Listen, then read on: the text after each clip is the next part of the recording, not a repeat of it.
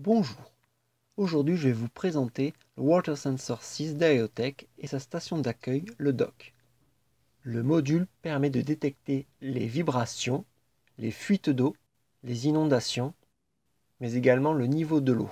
Pour cela, il faut utiliser le dock ou station d'accueil. Le module permet également de mesurer la température.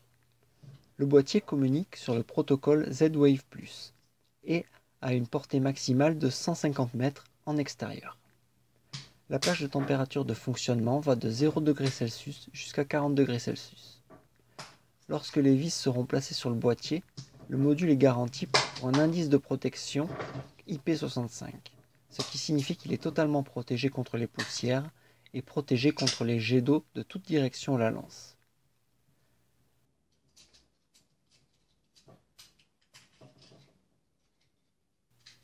À l'intérieur, on découvre une batterie 3 volts, modèle CR123A.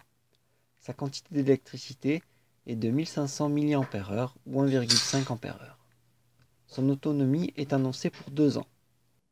Sur le circuit imprimé, on peut observer sur la partie supérieure les deux LED RGB repérés LED 1 et LED 2. Au centre est placé le bouton poussoir permettant d'inclure ou d'exclure le module du contrôleur Z-Wave.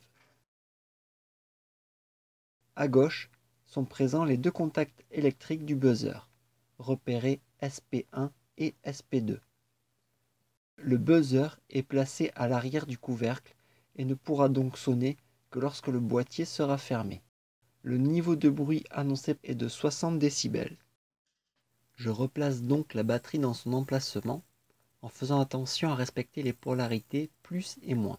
Les deux LED s'allument de la couleur verte. Pour refermer le boîtier, il faut faire attention à bien placer le bouton poussoir et les buzzers, chacun du bon côté. Sinon, le module sera inutilisable. Pas de son, pas de LED, pas de bouton poussoir. Les bips sonores signalent que le module détecte des vibrations. En retournant le water sensor, on observe les 4 électrodes qui permettent la détection de l'eau. Ces contacts électriques sont rétractables et devront être en contact avec le sol pour une détection optimale de l'eau. En utilisant ce tournevis conducteur, je vais réaliser une continuité électrique entre les deux électrodes 3 et 4 afin de simuler une détection d'eau et provoquer le déclenchement du module par le signal sonore et lumineux orange. Je réitère l'opération entre les électrodes 1 et 2, le buzzer sonne et les LED clignotent orange. Dès que le contact électrique disparaît, les LED deviennent vertes pour informer la disparition du défaut. Maintenant, je vais tester le déclenchement du module avec de l'eau que je verse sur le plateau. Lorsque l'eau qui est conductrice ferme le contact électrique entre les électrodes, le module va détecter la présence d'eau et m'avertir par les bips sonores et le voyant lumineux. À ce moment, un message est également transmis à la passerelle Z-Wave pour en informer la centrale domotique et déclencher un scénario, si on le souhaite, ou envoyer un message SMS ou mail d'alerte.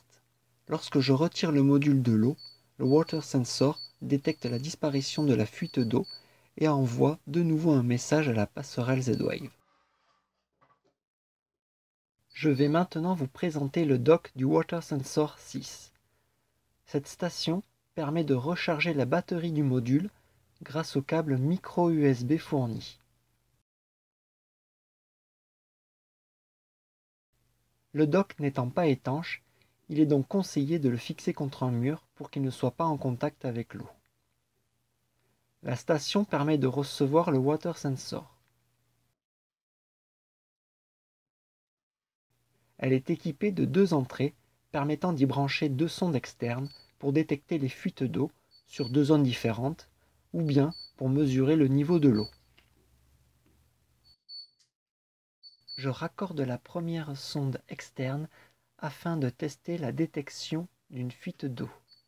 Pour introduire la sonde, il suffit d'appuyer sur les 2 boutons correspondant à l'entrée à utiliser. Lorsque je place la sonde externe dans l'eau, le détecteur clignote orange et sonne lorsqu'il détecte l'eau.